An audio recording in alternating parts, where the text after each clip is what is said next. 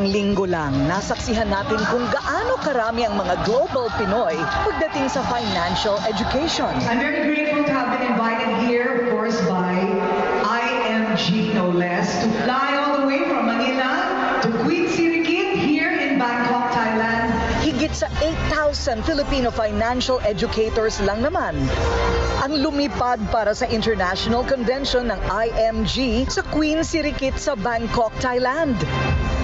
Dito ko nakilala ang financial educator at pinakabatang milyonaryo ng IMG, ang 28-year-old at dating seaman na si Dave Vallejos.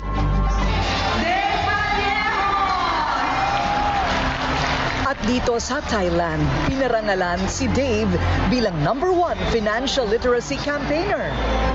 Dahil sa dami ng kanyang natulungan at sa laki ng team na binuo mula pa sa iba't ibang panig ng mundo. Tubong nabunturan Davao de Oro si Dave, pangalawa sa 4 na magkakapatid. Simpleng may bahay ang nanay at pulis naman ang kanyang tatay. Pero ang maayos nilang buhay noon, nagbago dahil sa isang trahedya. Inambush ng mga NPA ang tatay ni Dave habang papunta sa kanyang trabaho.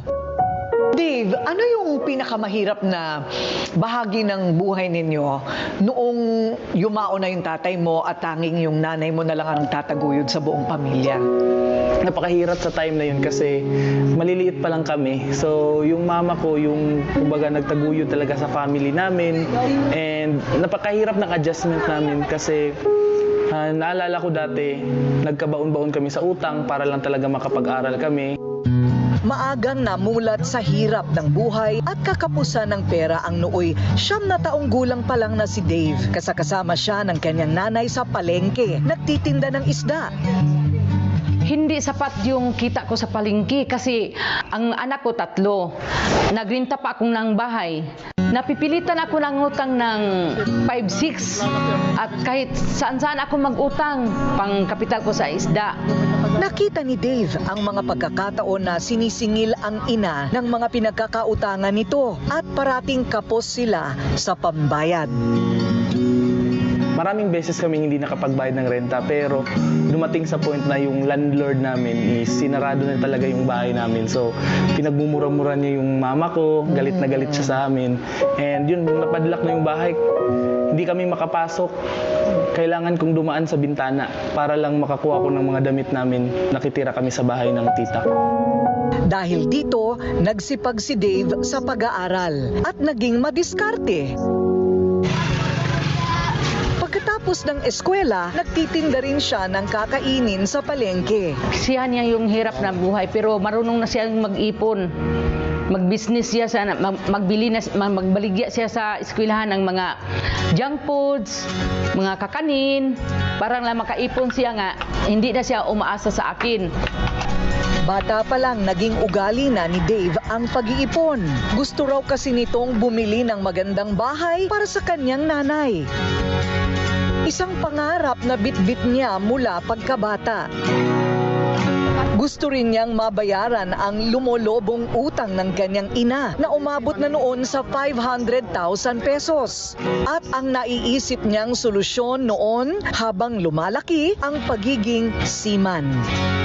Naging scholar at gumraduate ng cum laude si Dave sa kurso ng BS Marine Transportation at sumampa sa barko noong 2015. So bakit seaman ang naisipan mong pasukin nung una? Parang naging influensya ng tito ko. Kasi yung tito ko po, kapatid ni mama, isa siyang seaman. And habang lumalaki ako, nakikita ko ang laki ng bahay nila. Parang ang yaman nila. Sa tingin ko pa nung time na yun, siguro ang laki ng sinasahod nitong tito ko. Kasi hindi sila naghihirap ng pera. Naghihirap sa pera. At the same time, yung mama ko din nangingi ng tulong sa kanya nung time na naghihirap kami sa pera. So, may opportunity na merong scholarship na ino-offer para maging seafarer. Grinab ko po yun. And nag-take ako ng examination and nakuha ko bilang scholar. Pero Pero hindi pala sa pagiging seaman matutupad ang mga pangarap ni Dave. 2017, sa isang financial class, natutunan niya ang mga konsepto kung paano niya mas mapapalago ang pera na kinikita sa pagbabarko. Nagkaroon siya ng financial wake-up call at kinarir talaga ang pagiging financial educator. At gaya ng pagsakay sa barko, narating rin niya ang iba't ibang panig ng mundo bilang IMG member. Nagtuturo at tumutulong sa mga kababayan natin kung paano makakalaya sa utang at makakapag-ipon ng tama. Hanggang sa unti-unti niyang naabot ang mga pangarap para sa sarili at sa kanyang pinakamamahal na nanay. MVP 1, Dave Vallejo. Pinagawan niya ng 2 palapag na bahay ang kanyang ina at mga kapatid sa Davao. At nabayaran rin niya ang halos 1 milyong utang ng kanyang nanay. Nagpapasalamat ako sa kanya kasi siya ang nagbabayad sa utang ko. Siya ang nagpawala sa stress ko. At siya ang nagbigay sa bahay namin sa mga kapatid niya. Ngayon, dito na kami nakatira sa bahay niya nga ginawa. Nakabili na rin si Dave ng commercial lot sa Davao at 2 condo unit sa Makati. At noong 1 taon lang, sa isang simpleng seremonya sa Manila Yacht Club, ay ikinasal siya sa kanyang nobya. Si Kai Zircon ang naging bunga ng kanilang pagmamahalan. Ang pride ng Davao na si Dave Vallejos naging milyonaryo sa mura nitong edad. Pero paalala niya sa lahat, tulad ng pag-iipon, pinaghihirapan ang lahat. Walang shortcut sa pag-aabot ng ating mga pangarap. Wow! Congratulations naman, youngest millionaire! Ang dami mong natutulungang Pilipino, hindi lang sa Pilipinas, kundi worldwide. True global Pinoy. Yes po. So, Hindi ba? ano po talaga, no? Sikap talaga, tiyaga, at saka prayer. Kasi napaka-importante na hindi ka talaga susuko sa kahit anong hamon ng buhay. At saka, kung yung intention mo talaga is tumulong sa tao, no? You will be blessed. Kasi wala po tayong ginagawang mali eh.